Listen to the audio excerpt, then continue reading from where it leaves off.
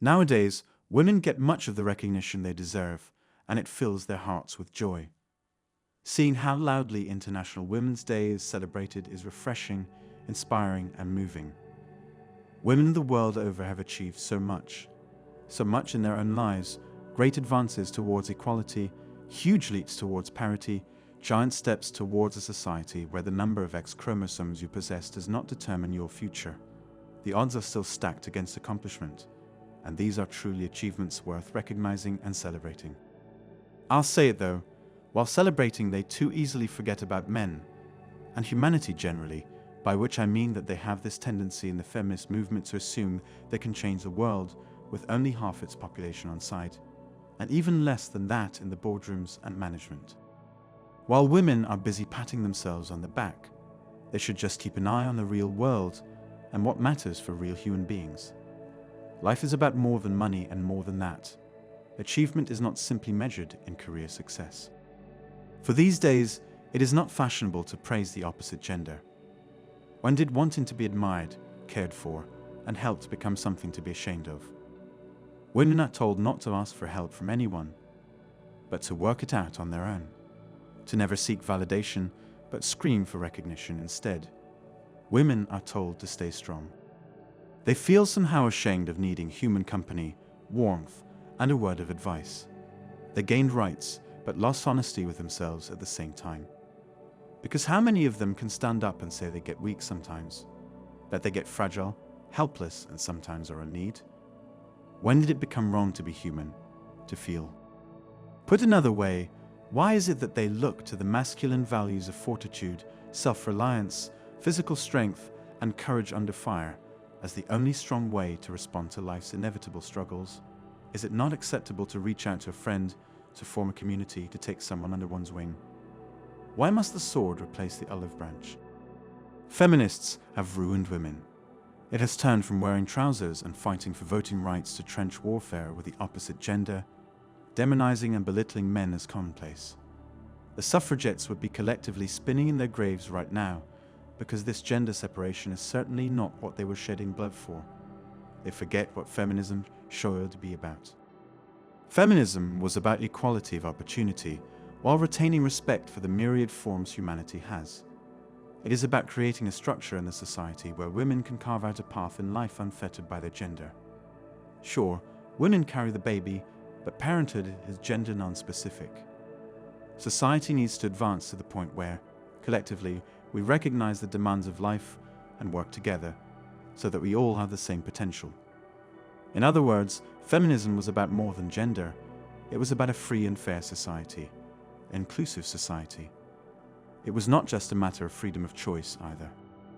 The media have created an image of a modern woman as being independent and free. A feminist dream come true, one would think. But the same media show that woman as a perfect-looking, always smiling, plastic cutout doll with long legs and a flat stomach, looking perfect for everyone else. Women have created a plastic feminism made from this notion of freedom of choice, rather than equality and opportunity.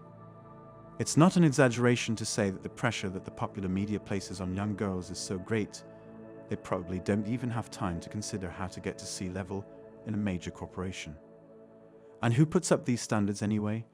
It only takes a cursory glance at the bylines to see that it is other women who write these things.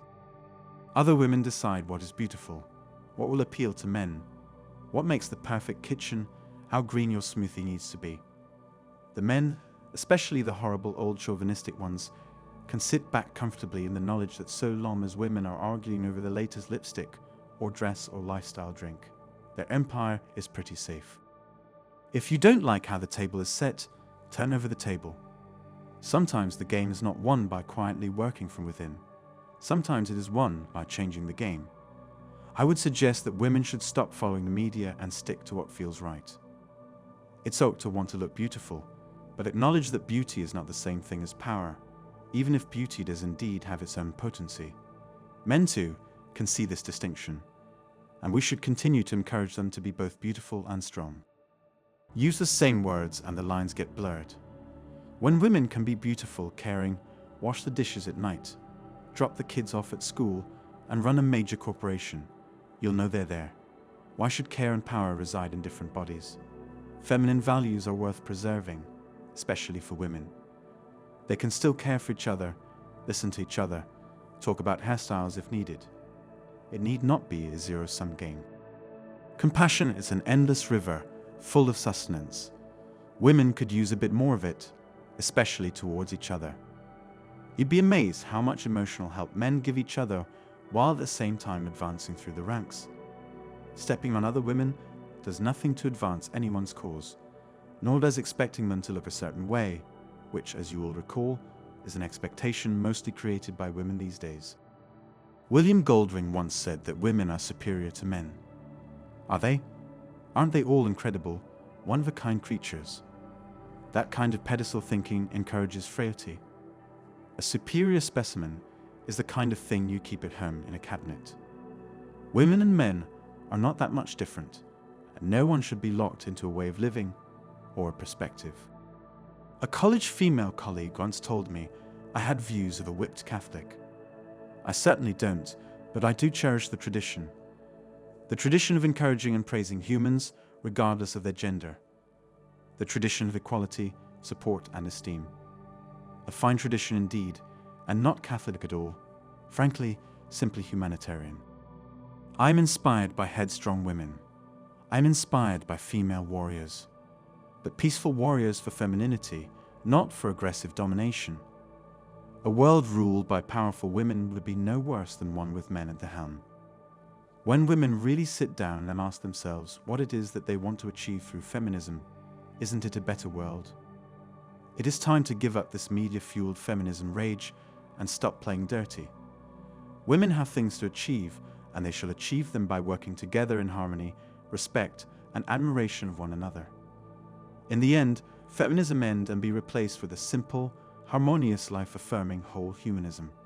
I look forward to International Humans Day, which should be every other day.